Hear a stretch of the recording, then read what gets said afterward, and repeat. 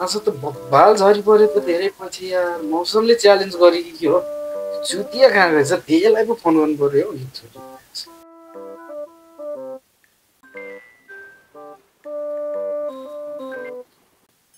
Hello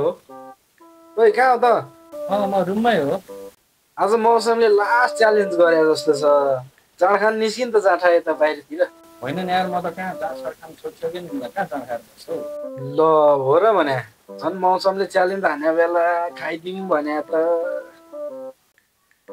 मलाई यसको भर छैन यसलाई घरमै पो लिन जानुपर्छ क्या बोल्नु जानु पर्यो देशी पछि हामी यतालाई एक्लै बस्यो।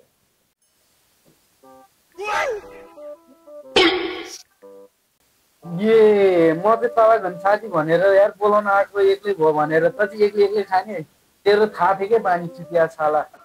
म तँलाई बोलाउनै लाग्थ्यो, म फोन गर्ने भनिरहेको थिएँ कि